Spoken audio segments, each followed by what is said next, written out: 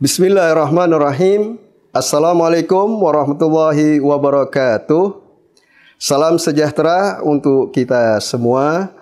Alhamdulillah, puji syukur kepada Allah Subhanahu wa taala. Pada episode kali ini kita kedatangan tamu yang sangat spesial dan luar biasa. Mereka adalah para duta Dana Mustadafin dari kalangan muda, generasi muda kita yang siap menginspirasi dan mengedukasi masyarakat terkait dengan dana syar'i yang dikelola oleh Yayasan Dana Mustadafin. Dan duta Dana Mustadafin ini telah dibentuk oleh yayasan kami, lembaga Dana Mustadafin ini tentunya mereka adalah anak-anak muda yang kami pilih, yang memenuhi syarat, dan juga mereka akan mengkampanyekan dana syar'i khususnya berkaitan dengan dana humus yang insya Allah akan bermanfaat untuk kita semua. Dan mari kita dengarkan. Mereka akan memperkenalkan diri sebagai duta Dana Mustadafin. Satu-satu akan kami perkenalkan kepada pemirsa yang budiman.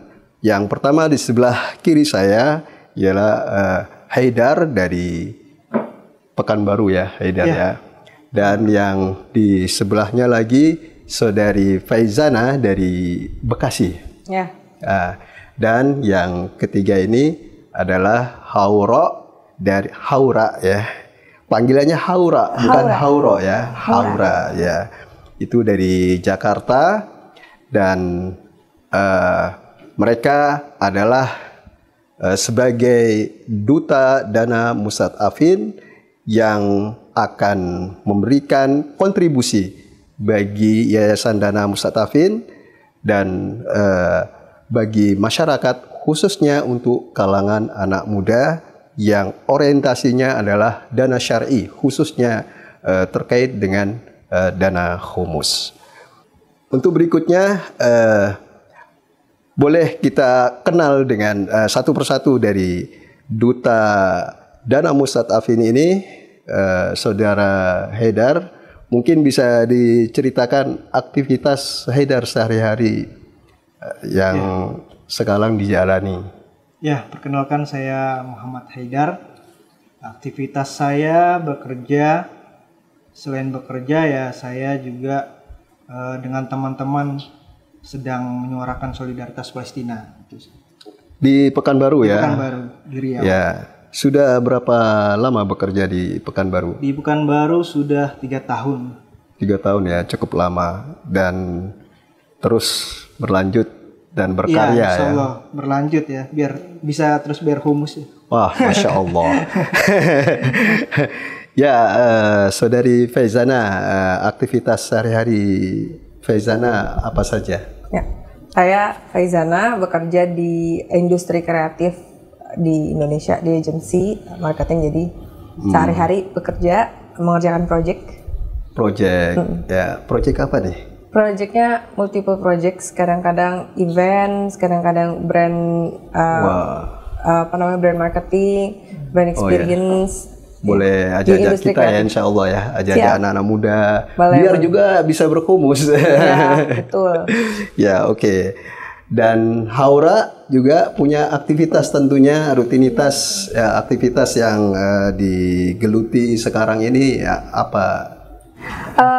Kebetulan aku baru selesai SMA, jadi sekarang kesibukannya lagi mempersiapkan untuk perguruan tinggi negeri. Perguruan tinggi ya, ya mudah-mudahan sukses ya. Amin. Haura. Nah, alhamdulillah kita insya Allah sudah mengenal satu persatu para duta Dana Mustadafin kepada pemirsa.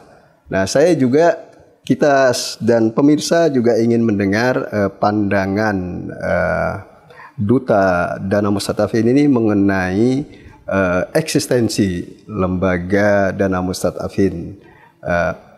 mungkin punya pandangan tertentu atau dalam perspektif Haidar, misalnya apa yang Haidar ketahui tentang lembaga ini?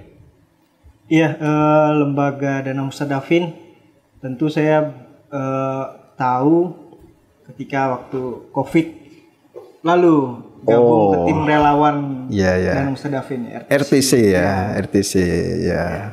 Itu selama 2 tahun ya. Iya. Ya, dan juga yang saya lihat di media itu Haidar menangani pasien yang terjangkit COVID ya. Beberapa kali langsung ke pasien yang memang udah membawa ambulan ya. Bawa ambulan. Mungkin ada pandangan lain tentang bahwasanya Yayasan Dana Mustadafin ini yang Haidar lihat mengenai program-programnya, kegiatan-kegiatannya, mulai dari kegiatan sosial kemanusiaan dan lainnya, menurut Haidar. Iya, saya lihat Dana Mustadafin cukup lengkap ya programnya. Kayak mulai ada kesehatan, ada bantuan sosial ketika ada bencana misalnya ya. Terus juga ada dana bantuan pendidikan ya. Dan lain-lain ya. Saya lihat di Dana Mustadafin memiliki banyak program yang mendukung aktivitas kemanusiaan itu semua bisa terdistribusi. Oke, beralih kepada Faizana. Yang Faizana tahu tentang lembaga ini, lembaga Yayasan Dana Mustadafin sebagai lembaga sosial kemanusiaan. Bisa diceritakan tentang lembaga ini? Saya personal banget Dana Mustadafin, karena Dana Mustadafin itu aku sendiri menjadi relawan untuk Dana Mustadafin itu udah sejak tahun 2012 atau 2010 ya, aku lupa, pokoknya emang udah lama banget, makanya sepersonal itu. Dan melihat banget pertumbuhannya Dana Mustadafin dari bantuannya tuh dimulai dari sosial, kemudian merambah jadi pendidikan, kesehatan, dan itu selalu bertumbuh gitu sepanjang tahun. Jadi kenapa personal? Karena rasanya aku tumbuh bersama Dana Mustadafin juga. Awalnya hanya menjadi relawan, waktu itu sempat bantuin ketika hitanan massal. Terus habis itu ketika tiba-tiba ada gerakan dana siswa pembinaan sekolah ada di daerah Jawa Barat. Terus juga ada pembinaan ibu-ibu di daerah Jakarta Utara sana, dan mereka diberdayakan dengan mesin jahit sehingga mereka tahu mereka bisa berdaya gitu, keterampilan gitu ya, dan masih banyak lagi. Dan itu beneran ngelihat banget pertumbuhannya Dana Mustadafin. Makanya melihat Dana Mustadafin benar-benar terpercaya gitu ya jadinya ya, sesuai sama sama namanya. Iya, tagline-nya Dana Mustadafin kan. Nah, itu lihat bertumbuh dan semakin banyak juga mengikuti zaman sebenarnya.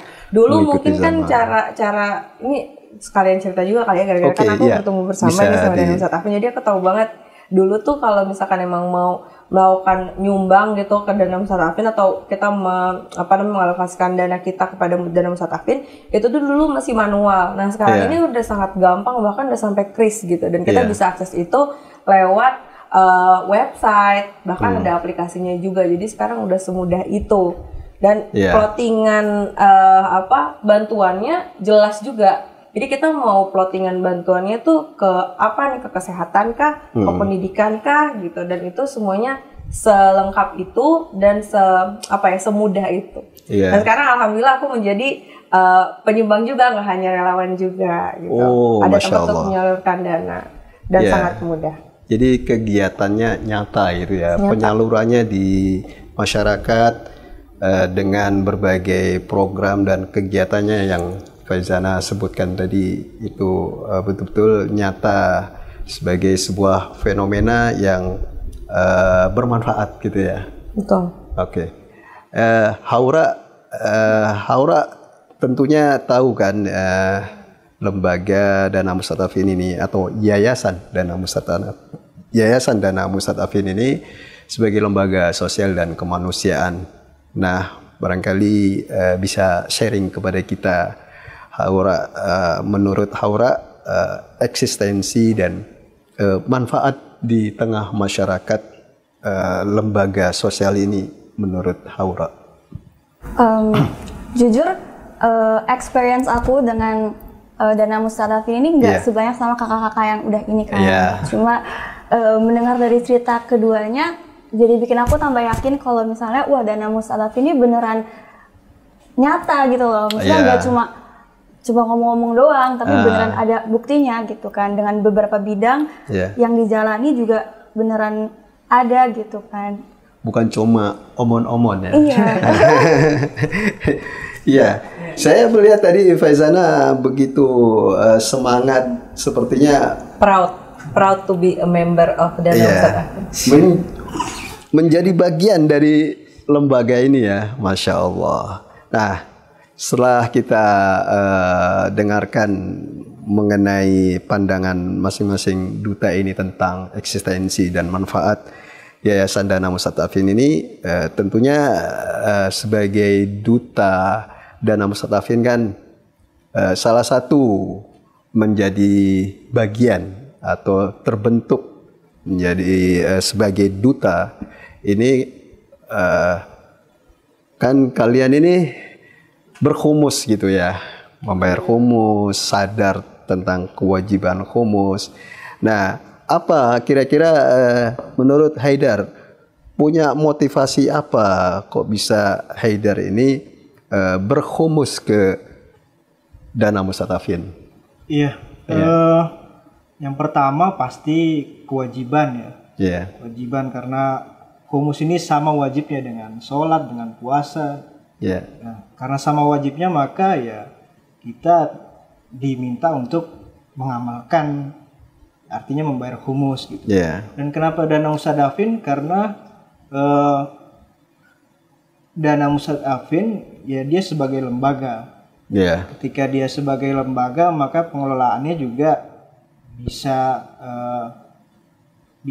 lebih lebih baik. Salurannya gitu. Pengelolaannya lebih rapi, tertata dan lebih tepat pada sasarannya gitu kan ya. Kalau lembaga itu kan dia tidak berangkat dari selera. Lebih objektif ya. Lebih objektif. Mungkin ada hikmah lain yang Haidar pandang mengenai manfaat humus ini bagi masyarakat ya, bagi komunitas dan ya umumnya bagi umat Islam gitu kan. Mungkin Haidar punya pandangan apa mengenai hikmah humus lah, hikmahnya. Kalau saya mungkin coba kita membayangkan gitu ya, membayangkan bagaimana kalau semua orang sudah punya kesadaran berhumus gitu. Ketika semua orang punya kesadaran berhumus, berarti ya kita bisa menyelesaikan masalah, diantaranya masalah kemiskinan gitu. Berkata Imam Ali kan, kalau yang pernah saya dengar, kemiskinan itu karena ada orang curang, orang curang yang menimbun harta, atau tidak membayar humus gitu ya. Nah di situ. Artinya punya tapi disimpan. Humus bisa jadi jalan kaum Mustadafin bisa menerima haknya. Gitu. Oke, Faizana mungkin punya pandangan lain tentang humus gitu ya. Mengapa, apa motivasi Faizana bisa berhumus? Mengapa Faizana bisa bersedia atau terdorong untuk membayar humus ini? Sebenarnya mirip sih sama Haidar tadi, tahu, dan emang kan aku udah mengikuti Dana Mustadafin ya udah lama, dan memang mengikuti juga konten-kontennya di YouTube nih, dan emang banyak juga kajian-kajian yang emang membahas lumayan tentang humus ya, ada yang dalam, ada yang general. Nah itu kalau kita emang mau dengerin, kita jadi paham nih tentang humus. Salah satunya adalah ternyata humus itu adalah sebuah kewajiban sama yang tadi di-mention sama Haidar juga. Sebagaimana sholat, bagaimana puasa, ada juga yang wajib, salah satunya itu humus. Nah, kesadaran itu ya hadir karena itu sebuah kewajiban. Nah, yang kedua ya karena udah ada penyalurnya yang amanah, ya Dana Ustadz Affin. Artinya udah tahu kewajibannya di mana, terus udah tahu nyalurinnya di mana, ya udah ketemu kan Klop. Jadi alhamdulillah ada wadahnya yaitu Dana Ustadz Affin, jadi kita aman bisa menyalurkan humus di Dana Ustadz Affin. Ya seperti yang disampaikan tadi oleh Haidar tadi, karena wajib dan kewajiban itu pun masih ada kesadaran nggak dalam mengeluarkan humus itu ya. Jadi kewajiban ini artinya kewajiban dalam syariat ya. Ya, seperti sholat, seperti dan lainnya. Berarti kalau meninggalkan kewajiban, dijawab sendiri teman-teman. Iya, kewajiban dalam agama itu kan dengan syarat dia memenuhi syarat taklif gitu ya. Syarat taklif itu yang pertama dia harus balik, karena berarti dari generasi muda ini kan anak-anak muda ini ketika sudah mencapai usia balik dan dia berpenghasilan, kemudian ada laba setelah setahun, sedikit atau banyak gitu ya, sedikit atau banyak harus dikeluarkan ya.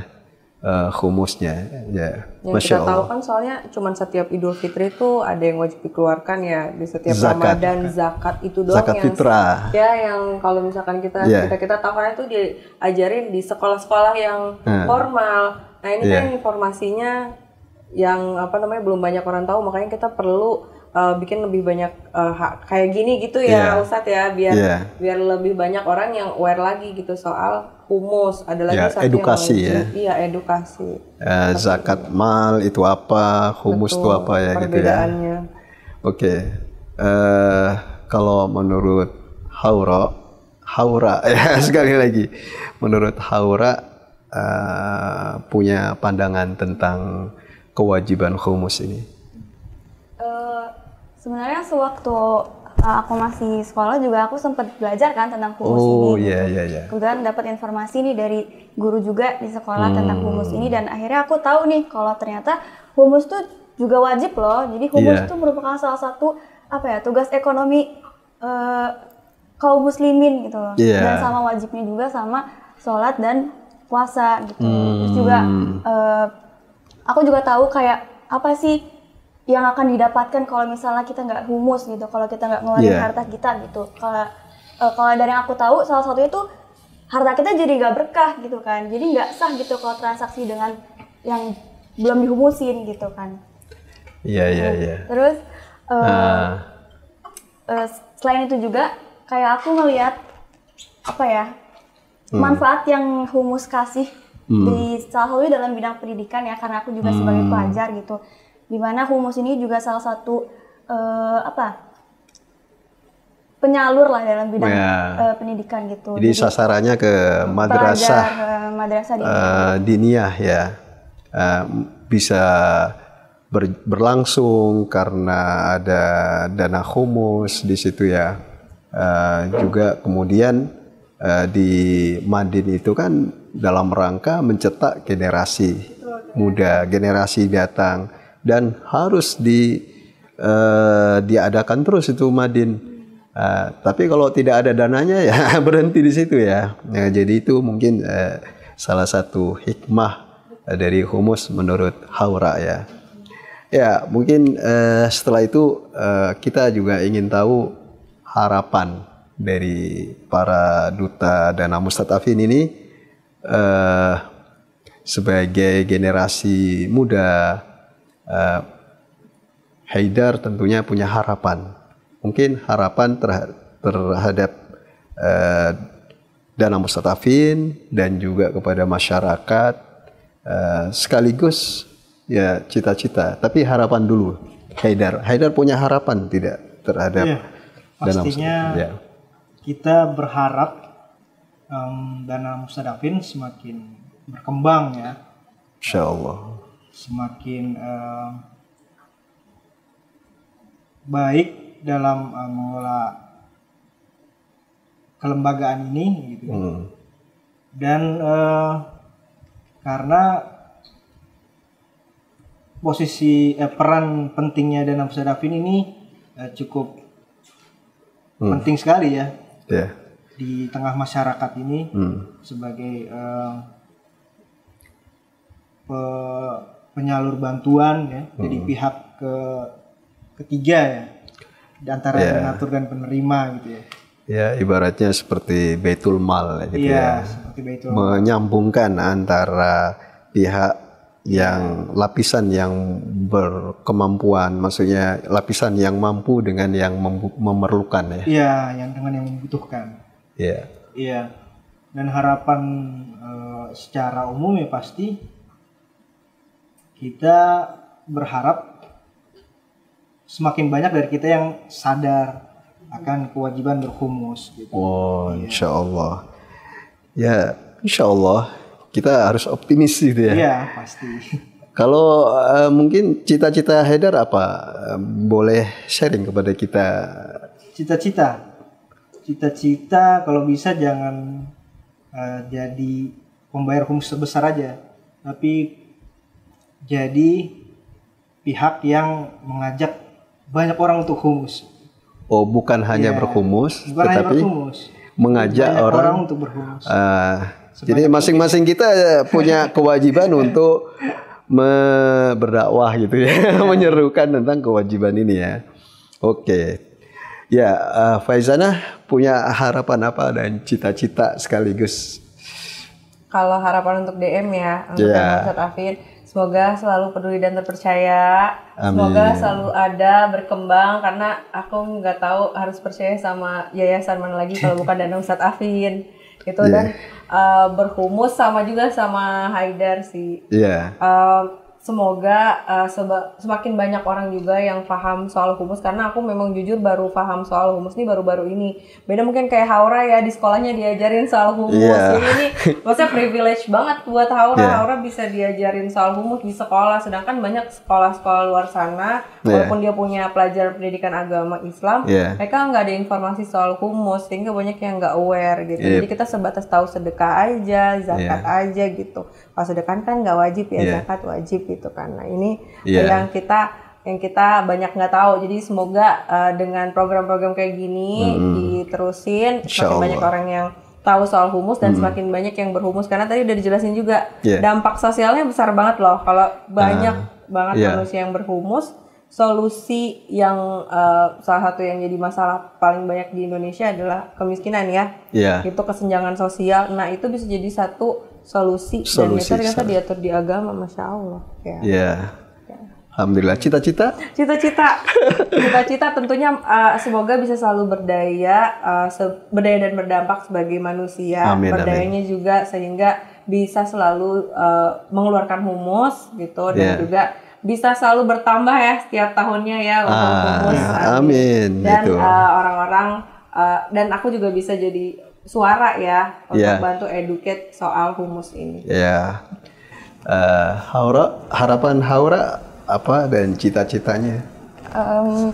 Harapan aku buat lembaga humus ini semoga kedepannya tuh banyak banget orang yang tahu kalau ada lembaga yang terpercaya buat humus atau sedekah atau dan lain-lain kayak gitu. Terus juga semakin banyak generasi muda yang tahu tuh jadi semakin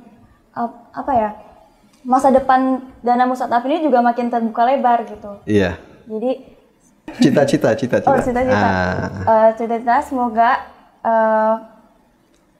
kedepannya aku bisa berkontribusi baik secara finansial, juga secara ide atau tenaga buat lembaga DM. Amin. Masya Allah ya. Terus terang saya pribadi sangat bangga dengan generasi muda seperti kalian. Saya ingin kembali jadi muda lagi. Cuma ini insya Allah ya kalian semua menjadi generasi yang menjadi contoh bagi anak-anak muda yang seusia kalian insya Allah. Dan ya saya doakan insya Allah mudah-mudahan sukses, harapannya tercapai, cita-citanya tercapai insya Allah. Dan ya terima kasih banyak atas kesediaannya. Mudah-mudahan nggak bosan dengan perbincangan terus, ini. Ya. Biar dapat ilmunya terus ya. Amin amin ya insya Allah. Demikian yang dapat kami sajikan dalam podcast kesempatan kali ini bersama generasi muda sebagai Duta Dana Mustadafin. Semoga bermanfaat dan boleh para pemirsa untuk follow dan subscribe di akun kami Yayasan Dana Mustadafin ini, dan semoga bermanfaat untuk kita semua, untuk masyarakat Indonesia. Dan saya akhiri, mohon maaf, wabillahi taufiq wal hidayah, wassalamualaikum warahmatullahi wabarakatuh.